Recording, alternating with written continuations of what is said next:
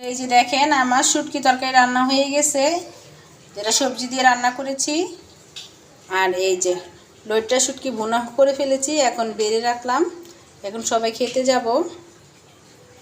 তো এই যে আজকে একটু শুটকির তরকারি রান্না করব। এখানে আমি আলু কেটে নিছি, পেঁয়াজ রসুন আর এই যে ছোট ছোট করে বেগুন কেটেছি, একদম হাতে মাখিয়ে এখানে বসাবো।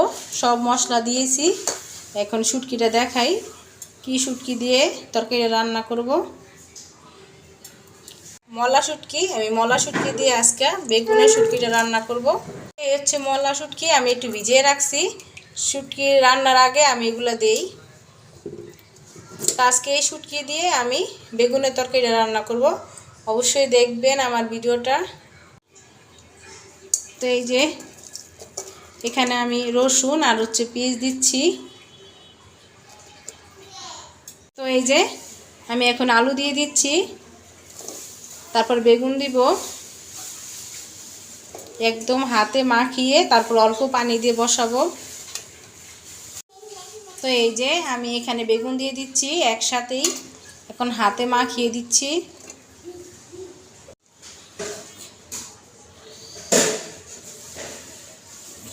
তো এই যে আমি হাত দিয়ে এগুলো সব মাখিয়ে দিচ্ছি।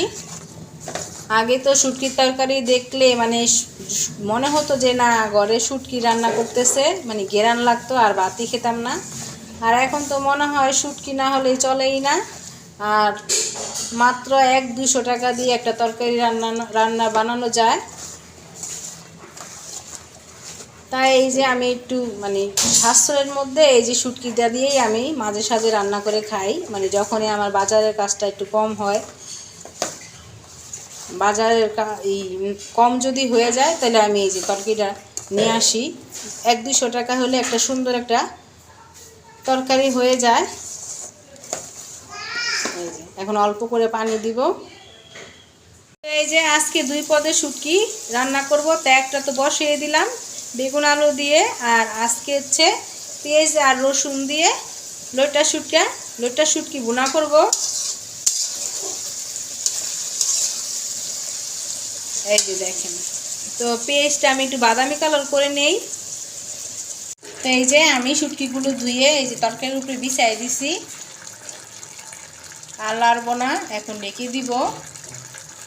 আমি এখানে হলদি আর হচ্ছে মরিচ একসাথে, আর এখানে দিয়ে দেবো আদা রসুন দিয়েছি, লবণ দিয়েছি, আর এই যে লইট্টা শুটকিগুলো আমি একদম ভালোভাবে পরিষ্কার করে এখন একসাথে মাখিয়ে কষাবো।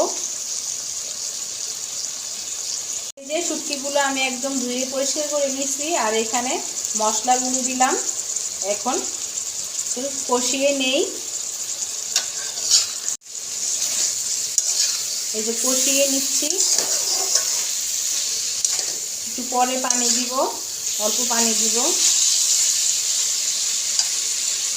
এই যে শুটকি তরকারি হয়ে গেছে একদম শুকনা শুকনা, এই দেখেন। আর এখানে এই যে লইট্টা শুটকি এগুলো একদম ভাজা ভাজা করে এখানে উঠিয়ে রাখছি, এই দেখেন।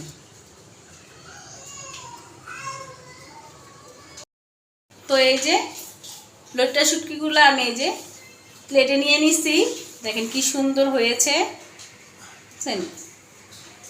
তো অবশ্যই আমার ভিডিওটা দেখবেন আর আমাকে সাবস্ক্রাইব করে নেবেন। আর আপনারা কোন জেলায় আমার ভিডিওটা দেখেন অবশ্যই আমাকে বলবেন। আর আমার রান্না যদি ভুল হয় অবশ্যই বলবেন, কারণ মানে শেখার কোনো বয়স নাই। তো আসসালামু আলাইকুম, আজকের ভিডিও এখানেই শেষ করলাম। আসসালামু আলাইকুম।